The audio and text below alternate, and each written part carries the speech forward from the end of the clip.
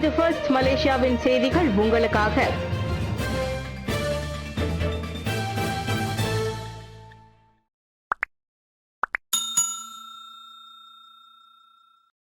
விமானப்படையின் போர் விமான விபத்து விரிவான விசாரணை நடத்தப்படும். அன்வார் தகவல். குவாந்தானில் நேற்றிரவு அரசு மலேசிய விமானப்படையின் போர் விமானம் ஒன்று விபத்துக்குள்ளான சம்பவம் குறித்து முழுமையான விசாரணை நடத்துமாறு சம்பந்தப்பட்ட அதிகாரிகளுக்கு பிரதமர் ஸ்ரீ அன்வார் இப்ராஹிம் பணித்துள்ளார்.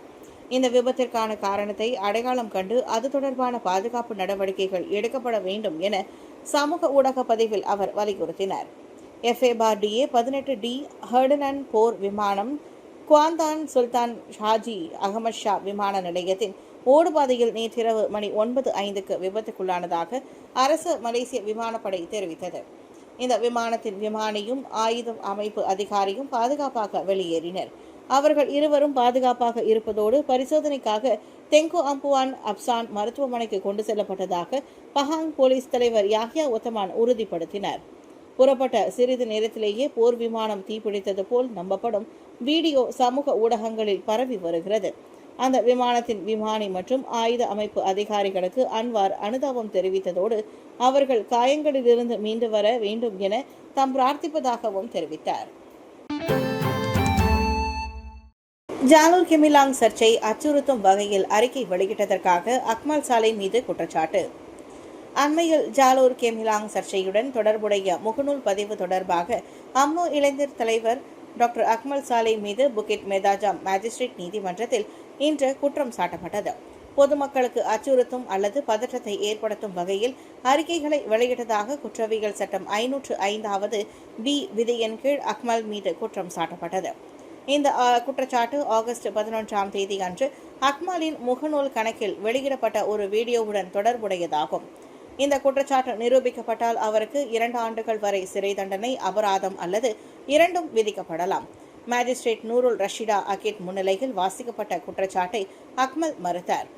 ஐசாட் அசாம் தலைமையிலான 11 வழக்கறிஞர்களை கொண்ட குழு அவருக்காக நீதிமன்றத்தில் ஆஜராகினர். ஒரு நபர் உத்தரவாதத்தின் கீழ் 5000 ரிங்கிட் ஜாமீன் அவருக்கு அனுமதிக்கப்பட்டது. வழக்கிற்கான அடுத்த தேதியை முடிவு செய்வதற்காக செப்டம்பர் 22ஆம் தேதிக்கு அந்த வழக்கு ஒத்திவைக்கப்பட்டது. ரபிசி மனைவிக்கு வந்த மிரட்டல் வெளிநாட்டு நபரின் தொலைபேசி மூலம் வந்துள்ளது. முன்னாள் பொருளாதார அமைச்சர் டத்தோஸ்ரீ ரபிசி ரம்லியின் மனைவிக்கு மிரட்டல் செய்திகளை அனுப்பிய நபரின் தொலைபேசி எண் ஒரு வெளிநாட்டவரின் பெயரில் பதிவு செய்யப்பட்டுள்ளது. இந்த விவகாரம் தொடர்பில் மேற்கொள்ளப்பட்டு வரும் விசாரணையில் இது தெரியவந்ததாக தேசிய போலீஸ் படை தலைவரான டத்தோஸ்ரீ முகமது இஸ்மாயில் காலிட் தெரிவித்தார். சம்பந்தப்பட்ட நபரை போலீஸ் கண்காணித்து வருவதாக இன்று புக்கிட் அமானில் நடைபெற்ற செய்தியாளர் கூட்டத்தில் முகமது காலிட் கூறினார். மேலும் ரபிசியின் மகன் மீதான தாக்குதலில் ஈடுபட்டதாக சந்தேகிக்கப்படும் 2 மோட்டார் சைக்கிள் ஓட்டுநர்களை போலீசார் இன்னும் தீவிரமாக கண்காணித்து வருகின்றனர். அவர்கள் இருவரும் ஹெல்மெட் அணிந்திருந்ததால் அவர்களால் அடையாளம் காண முடியவில்லை என்று அவர் கூறினார். ஆகஸ்ட் 13ஆம் தேதி புத்ரஜயாவில் உள்ள ஒரு வர்த்தக வளாகத்தில் நடந்த தாக்குதலில் ரபிசியின் மகனுக்கு செலுத்தப்பட்ட திரவத்தின் வகையை போலீசார் அடையாளம் கண்டார்களா என வினவப்பட்ட போது மருத்துவமனையிலிருந்து ரசாயன அறிக்கைக்காக தனது தரப்பு இன்னும் காத்திருப்பதாக முகமது காலிட் மறுமொழி தெரிவித்தார். ஜாம்பவான்கள் வலம் வந்த செகாமட் தொகுதியில் மக்களின் நன்மதிப்பை பெற பாடுபட்டு வருகிறார் இளைஞர் யுனீஸ்வரன். ஜொஹூரில் ஒரு காலத்தில் பிரபல தலைவர்களின் நாடாளுமன்ற தொகுதியாக அறியப்பட்டதுதான் செகாமட். மறைந்த மாய்கா தேசிய துணைத் தலைவர் டத்தோசி சுப்பிரமணியம், முன்னாள் சுகாதார அமைச்சர் டத்தோஸ்ரீ டாக்டர் சா சுப்பிரமணியம் என பல ஜாம்பவான்கள் நாடாளுமன்ற உறுப்பினராக வலம் வந்த தொகுதி அது. இன்று அத்தொகுதிக்கான தற்போதைய மக்களவை பிரதிநிதியாக இருப்பவர் பக்கத்தான் ஹரப்பானை சேர்ந்த இளைஞர் யுனீஸ்வரன் ராமராஜ். ஜொஹூரில் இந்தியர்கள் அதிகம் வாழும் மாவட்டங்களில் ஒன்றான செகாமட்டில் வாழ்வாதார மேம்பாட்டு திட்டங்களே மக்களின் பெரிய எதிர்பார்ப்பு என அவர் தெரிவித்தார். அவ்வகையில் தொகுதி மக்களுக்கு தரமான அடிப்படை வசதிகளை ஏற்படுத்தி தருவதே தன்னுடைய முக்கிய கவனமாகவும் உள்ளதாக கூறினார். செகாமட்டில் இளைஞர்களுக்கான வேலை வாய்ப்புகள் குறித்து கேட்டபோது அந்த தொகுதி பிரச்சினை மட்டும் அல்ல, ஒரு தேசிய பிரச்சனையும் கூட என்பதை யுனீஸ்வரன் ஒப்புக்கொண்டார். தொகுதி மேம்பாடுகள் கட்டம் கட்டமாக மேற்கொள்ளப்பட்டு வரும் நிலையில் இன்னும் 4-5 ஆண்டுகளில் செகாமட் நல்ல வளர்ச்சியை பெற்றிருக்கும் என அவர் நம்பிக்கை தெரிவித்தார்.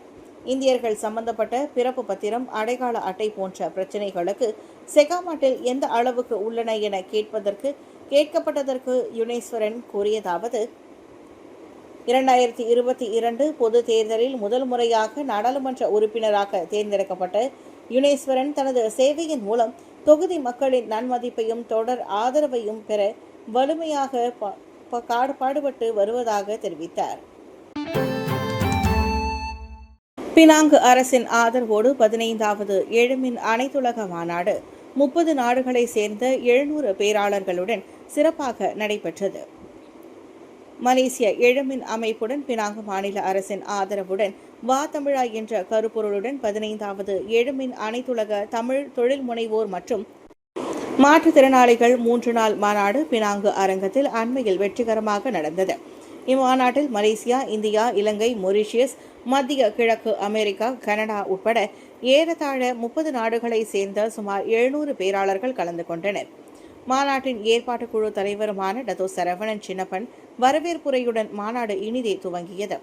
உலகளாவிய எழுமின் தி ரைஸ் குளோபல் அமைப்பின் நிறுவனர் மற்றும் தலைவரான அருள் தந்தை ஜெகத் கஸ்பர் தமிழர் சிறப்புகளை முன்வைத்து உரையாற்றினார். தொடக்க விழாவில் பினாங்கு ஆட்சிக்குழு உறுப்பினர் டத்தோ சுந்தரா ராஜு, இலங்கை தொழிலாளர் காங்கிரஸ் தலைவரும் முன்னாள் கிழக்கு மாகாண ஆளுநருமான செந்தில் தொண்டமான் ஆகியோர் கலந்து கொண்டு உரையாற்றினர். பிரதமர் துறை துணை அமைச்சர் குலசேகரன் அவர்களும் இம்மாநாட்டில் கலந்து கொண்டு உரையாற்றினர். அன்றைய தினம் மாலை நிகழ்வில் பினாங்கு முதலமைச்சர் சவுகான் யோ சிறப்பு விருந்தினராக கலந்து கொண்டு சிறப்புரையும் வாழ்த்துரையும் வழங்கினார். அவருடன் இந்திய முன்னாள் தகவல் தொழில்நுட்ப அமைச்சர் ராசாவும் கலந்து கொண்டு உரையாற்றினார். சபாவில் பாக்ஸ் ஜெல்லி மீன் கொட்டியதில் சிறுமி உயிரிழப்பு. சபா குவாலபெங்கியூவில் உள்ள பந்தாய் சவாங்கானில் நீந்தி கொண்டிருந்த போது பாக்ஸ் ஜெல்லி மீன் கொட்டியதில் 7 வயது சிறுமி ஒருவர் பரிதாபமாக உயிரிழந்தார். தண்ணீரிலிருந்து கரைக்கு வந்த சிறுமி உடனே சரிந்து விழுந்துள்ளார் என பியூஃபோர்ட் காவல்துறை தலைவர் வாங் லியோங் மிங் தெரிவித்துள்ளார். உயிரிழந்த அச்சிறுமியின் உடல் தடயவியல் மற்றும் பிரேத பரிசோதனைக்காக குயின் எலிசபெத் மருத்துவமனைக்கு கொண்டு செல்லப்பட்டது. பரிசோதனை முடிவில் சிறுமியின் மரணம் ஜல்லி மீன் விஷத்தால் ஏற்பட்டதாக உறுதிப்படுத்தப்பட்டது. இந்நிலையில் ஜல்லி மீன் விஷம் தொடர்பாக நிபுணத்துவம் பெற்ற மருத்துவர் ஒருவர் அதன் கடிக்கு பின் உடனடியாக எடுக்க வேண்டிய அவசர நடவடிக்கைகளை பகிர்ந்துள்ளார். முதலில் அமைதியாக இருந்து பாதிக்கப்பட்ட இடத்தில் 30 வினாடிகள் வினிகரை ஊற்ற வேண்டும் என்றும் தோலில் ஒட்டியிருக்கும் விழுதுகளை துணியை பயன்படுத்தி அகற்ற வேண்டும் என்றும் குறிப்பிட்டார். மேலும் பாதிக்கப்பட்டவரின் உடல் அசைவுகளை உடனே குறைத்து உடனடியாக மருத்துவமனைக்கு கொண்டு செல்ல வேண்டும் என்றும் அம்மருத்துவர் கூறியுள்ளார்.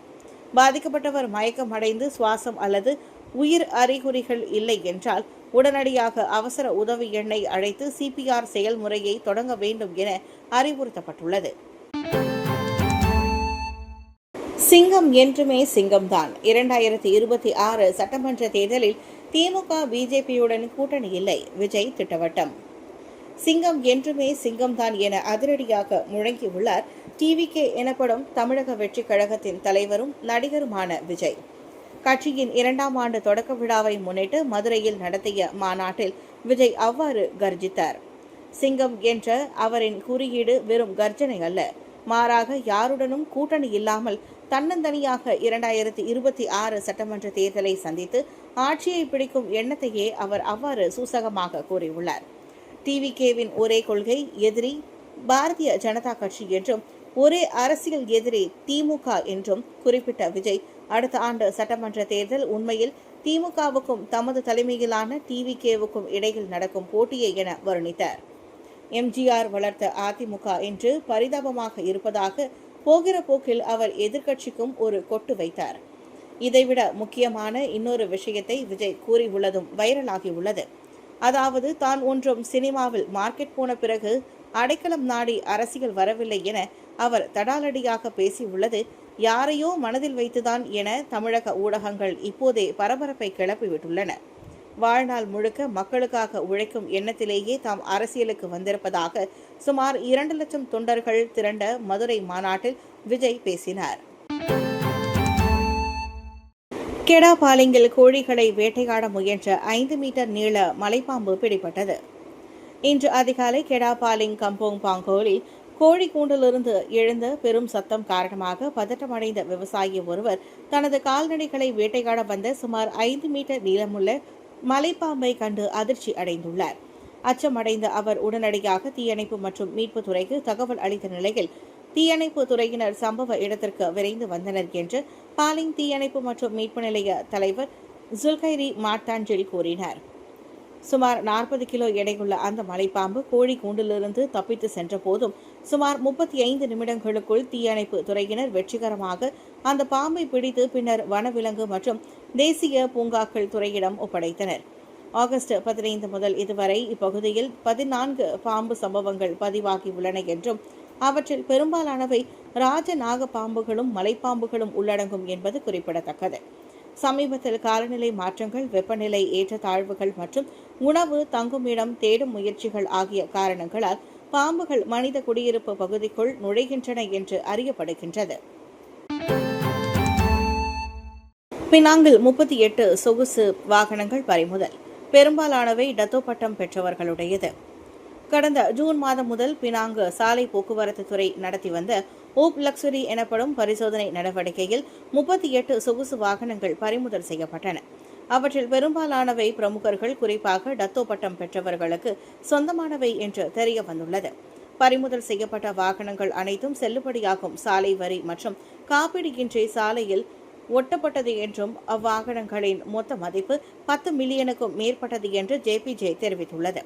இந்த சட்டவிரோத செயலால் அரசாங்கத்திற்கு 77,400 ரிங்கிட்டுக்கும் அதிகமான வருமான இழப்பு ஏற்பட்டுள்ளது என்று கணக்கிடப்பட்டுள்ளது. இந்நிலையில் சம்பந்தப்பட்ட அதிகாரிகள் உரிமையாளர்களிடம் சாலை வரி மற்றும் காப்பீட்டை ஏன் புதுப்பிக்கவில்லை என்று கேட்டபோது பெரும்பாலானவர்கள் அது மறந்துவிட்டதாக சாக்குப்போக்கு கூறினர். பறிமுதல் செய்யப்பட்ட வாகனங்களில் Rolls Royce, Mercedes Benz, Porsche, Audi, Mini Cooper, Volkswagen, BMW, Toyota Alphard, Vellfire மற்றும் கிரேட் வால் ஆகிய வாகனங்களும் அடங்கும். இந்த வாகனங்களில் அதிகபட்ச சாலை வரி ரோல்ஸ் ராய்ஸுக்கே விதிக்கப்பட்டுள்ளது என்றும் அதன் வருடாந்திர சாலை வரி சுமார் 54,000 ரிங்கிட் என்பதும் குறிப்பிடத்தக்கது.